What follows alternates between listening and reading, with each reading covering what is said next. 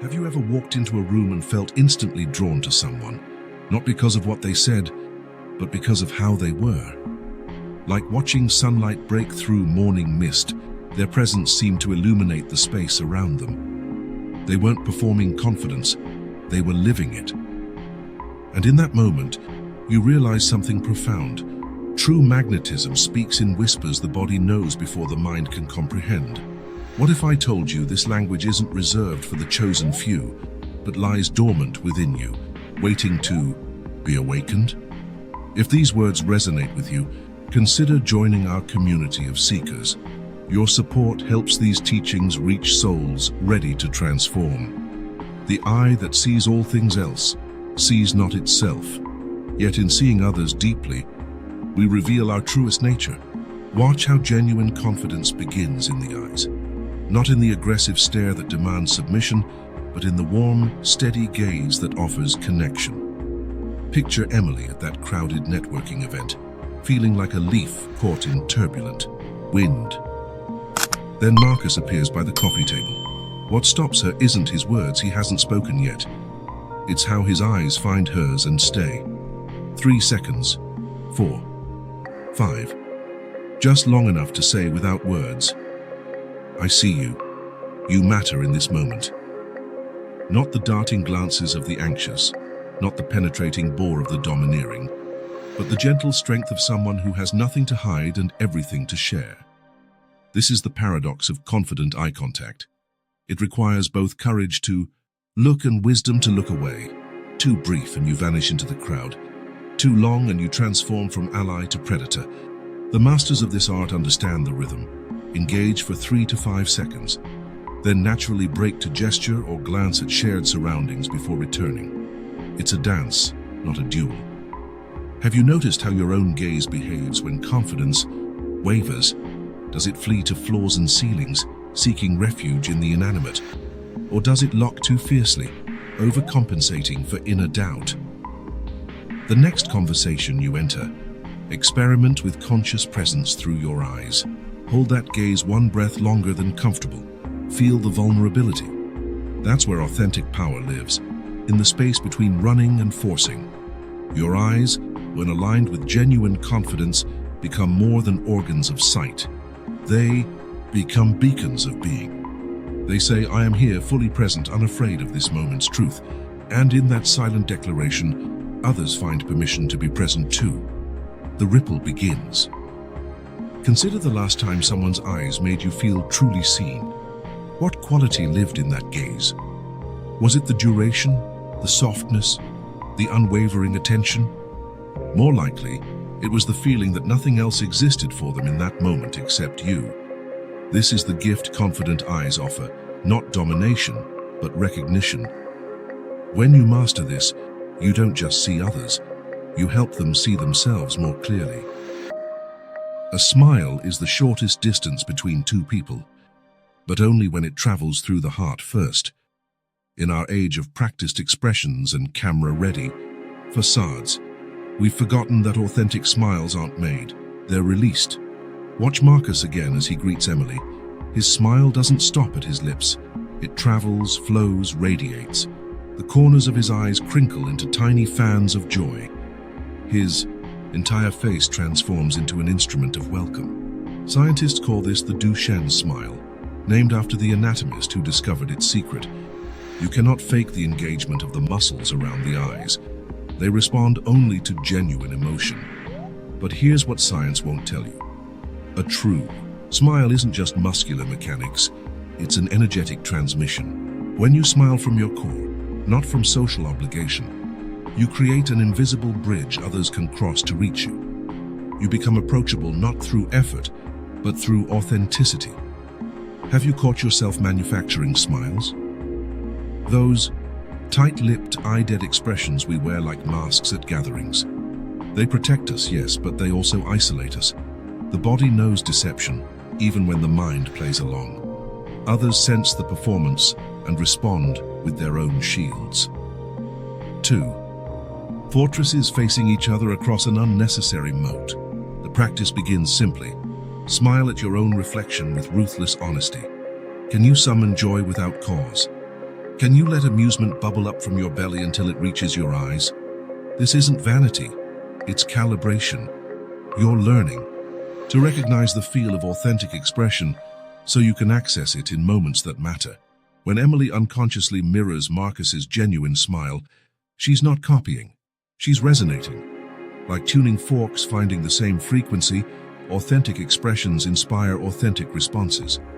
Her confidence blooms not because she's trying to appear confident, but because she's genuinely connecting. The smile becomes a catalyst for transformation. Think of the last time a stranger's spontaneous smile changed your day. Perhaps a child's uninhibited grin in a grocery store, or an elder's knowing smile on a park bench. What moved you wasn't the gesture itself, but the unguarded humanity it revealed. This is your power too, to offer others a glimpse of undefended joy. In that offering, confidence naturally flows. Stand like a mountain, move like water, ancient wisdom for modern presence. Your posture speaks volumes before your lips part. It declares your relationship with the world. Are you shrinking from it or embracing it? Observe Marcus's stance, feet planted shoulder-width apart, as if rooted to the earth. His chest opens slightly forward, not in aggression but in availability. His shoulders rest back and down, creating expansion without tension. This isn't military rigidity or peacock display. It's the natural architecture of someone comfortable in their own skin. Contrast this with how bodies behave under stress. Arms cross like drawbridges pulling up. Shoulders creep toward ears. Chests cave inward, protecting the heart. We literally make ourselves smaller, hoping invisibility equals safety. But confidence never comes from contraction. It emerges from considered expansion. The paradox of powerful posture. It must be strong yet soft, grounded yet fluid. Too rigid, and you broadcast fear masquerading as strength. Too loose, and you communicate indifference or defeat. The sweet spot lives in dynamic balance, alert, relaxation, ready presence. Have you noticed how your body arranges itself in different social contexts? In the elevator with strangers, do you compress against the wall? In meetings, do you fold into yourself or spread unnecessarily wide? These unconscious choices telegraph your internal state more accurately than any LinkedIn profile. Practice starts with awareness. Throughout your day, check your positioning. Are your feet supporting you fully? Is your spine elongated without strain? Do your shoulders rest in their natural position, or have they crept into defensive mode? Small adjustments accumulate into transformed presence. When Emily finds herself matching Marcus's grounded stance, she discovers something remarkable. Confidence isn't something you put on, it's something you allow. By simply occupying her rightful space, no more, no less, she signals to herself and others that she belongs exactly where she stands. The body teaches what the mind struggles to learn. Think of confident posture as architecture, not armor. You're not building walls, you're creating a stable foundation from which authentic expression can flow. When your body feels secure in space, your spirit follows suit. The physical becomes a gateway to the psychological. The hands reveal what the tongue conceals. Your movements betray your inner state. But conscious gesture becomes a language of its own, capable of building bridges where words fail. Watch how Marcus moves, each gesture purposeful yet unhurried.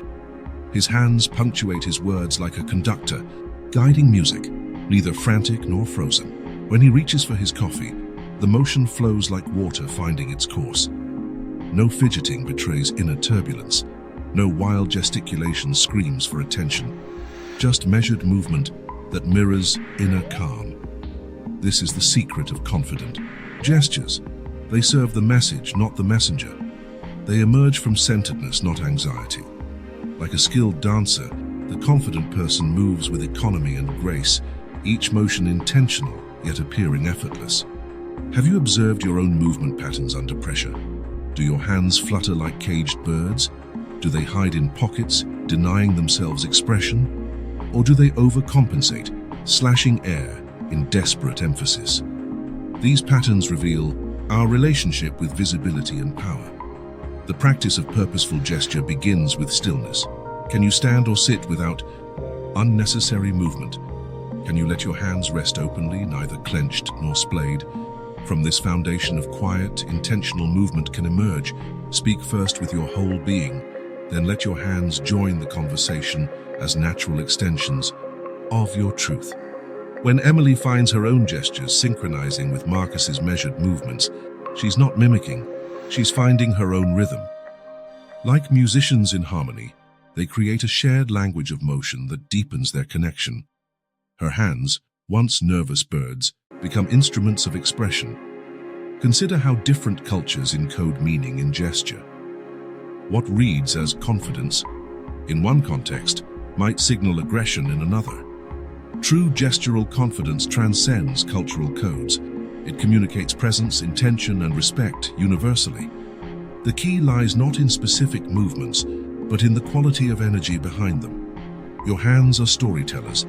Let them speak truthfully, neither muted by fear nor amplified by insecurity.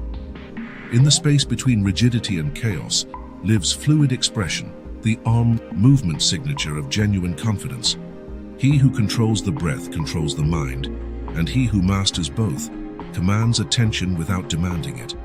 Your voice carries more than words. It transmits the very quality of your being. Listen to Marcus speak. His voice emerges from depth, not just throat. Each word rides on steady breath, neither rushed nor labored. His pace allows for silence, those pregnant pauses where meaning settles like sediment in still water. Volume remains consistent, neither shrinking into whispers nor expanding into unnecessary projection.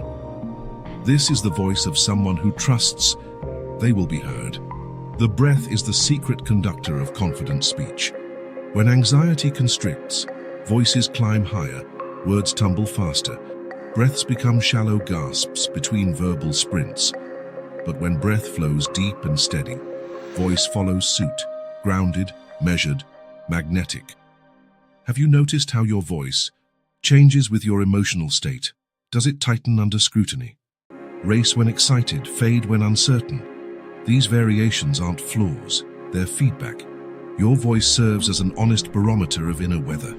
The practice begins below, words in the realm of breath. Place your hand on your belly. Breathe deep enough to move that hand. Speak from this depth, letting words rise on exhaled streams. Feel the difference between throat speech and belly speech. One strains, the other flows. When Emily finds her own voice settling into Marcus's rhythm, matching his measured pace and steady tone, she discovers something profound. Confidence isn't about being loud or dominant. It's about being present. Her words, once rushed and questioning, begin to land with quiet authority. Think of masterful speakers you've encountered. Rarely are they the fastest or loudest. Instead, they understand the music of communication, when to accelerate, when to pause, when whispers carry more weight than shouts. They breathe confidence into their words, literally. Your voice is your signature in sound. Let it emerge from your center, carried on conscious breath, shaped by genuine intention. When you speak from this grounded place, others don't just hear you, they feel you. Water shapes itself to the vessel, yet remains water. The art of mirroring reveals confident adaptability. When we subtly echo another's energy, we build invisible bridges of rapport. Yet this must emerge from strength, not submission. Observe how Emily naturally begins matching Marcus's calm posture, his measured gestures, his steady breathing. She's not consciously copying, she's unconsciously aligning. This phenomenon, which psychologists call mirroring, is confidence's secret handshake. But there's an art to it. Confident mirroring differs from anxious mimicry. One flows from security, the other from insecurity. When you mirror from strength, you maintain your essence while harmonizing with another's energy. Like jazz musicians, trading riffs, you create something new together, while remaining distinctly yourself. Have you caught yourself desperately matching someone you admire? Adopting their phrases, their mannerisms, their energy? This forced mirroring broadcasts neediness. But have you also experienced that magical synchrony when conversation flows, so naturally that you move as one organism? That's confident rapport in action. The practice requires delicate balance. Begin by observing without copying. Notice another's rhythm, their gestural vocabulary, their energetic signature. Then don't force your own energy to find complementary expression. If they lean forward with interest, you might shift slightly toward them. If they speak with animated hands, let your own gestures awaken naturally. When Emily realizes she's unconsciously echoing Marcus's presence, she doesn't retreat in embarrassment. Instead, she recognizes this harmony as mutual recognition between two authentic beings. The mirroring isn't submission, it's celebration. Consider how master negotiators and counselors use this principle. They don't become their clients. They create energetic bridges that facilitate understanding. Their mirroring says, "I see you, I hear you, I'm with you," all without surrendering their own center. The key to confident mirroring: remain rooted in your own truth while dancing with another's energy. Like a tree that sways with wind yet stays anchored, you adapt without losing yourself. This flexibility from strength is confidence in motion. Between stimulus and response lies a space. In that space is our power. And in physical space lies the secret of magnetic presence. How you navigate proximity reveals your relationship with power and vulnerability. Notice Marcus's spatial awareness. He stands neither too close nor too distant from Emily. His presence feels inviting without invading, substantial without overwhelming. He occupies exactly the space he needs, no more, no less. This calibrated distance creates comfort and intrigue simultaneously. The confident person understands that space is language. Too close, and you suffocate connection. Too far, and you sever it. But when you find that sweet spot, typically arm's length in Western cultures, you create a container for authentic exchange. Have you noticed your own spatial patterns? Do you shrink against walls at parties, hover awkwardly at conversations' periphery, or do you unconsciously invade others' bubbles, mistaking proximity for intimacy? These habits reveal your inner negotiations with visibility and belonging. The practice of spatial confidence begins with grounding. Feel your feet connect with earth. Sense the space your body rightfully occupies. From this foundation, you can expand or contract consciously rather than reflexively. You become architect of your own presence. When Emily notices how comfortable she feels in Marcus's proximity, neither crowded nor abandoned, she begins to understand spatial intelligence. He's created an invisible sanctuary where she feels both protected and free. His distance says, "I'm here with you, not over you or away from you." Think of animals in nature, how they maintain territories without fences, communicate boundaries without words. Confident humans possess similar instincts, refined by consciousness. They know when to approach, when to retreat, when to hold steady. Your relationship with space mirrors your relationship with self. When you're comfortable in your own skin, you naturally find comfortable distances with others. You neither grasp nor flee, but flow with the dynamic dance of human proximity. The confident person treats space like a musical instrument, playing with distance and closeness to create harmony. They understand that true connection requires both togetherness and apartness, like breath that must exhale to inhale again. As you've journeyed through these 7 dimensions of nonverbal confidence, perhaps you've recognized something stirring within, a remembrance rather than a learning. Your body, in its ancient wisdom, already speaks this language. The question isn't whether you can develop these qualities, but whether you're willing to unveil what's already there. Ask yourself, when did you last feel magnetically present without trying? What were you doing? Who were you with? What conditions allowed your natural confidence to emerge? Consider, which of these 7 elements challenges you most? Is it maintaining eye contact, allowing genuine smiles, claiming your rightful space? Where does your body contract when confidence wavers? And deeper still, what would change in your life if you embodied even one of these qualities more fully? Tomorrow? How might your relationships shift, your opportunities expand, your self-perception transform? Remember Emily's transformation. She didn't learn confidence from Marcus. His presence simply awakened what lay dormant within her. You carry this same potential. Every interaction offers a laboratory for practice. Every moment presents a choice: contract or expand, hide or reveal, perform or simply be. The path forward isn't about perfection but practice. Start with one element that resonates. Perhaps tomorrow you'll hold someone's gaze one breath longer. Maybe you'll let a genuine smile escape its cage. Or you'll stand a little taller, breathe a little deeper, move with more intention. These aren't techniques to master, but qualities to embody. They're not masks to wear, but truths to reveal. As you practice, you'll discover that confident non-verbal communication isn't about impressing others. It's about expressing your authentic self so clearly that others can't help but respond. What story will your body tell tomorrow? The choice, as always, is yours. Begin where you are. Trust what emerges.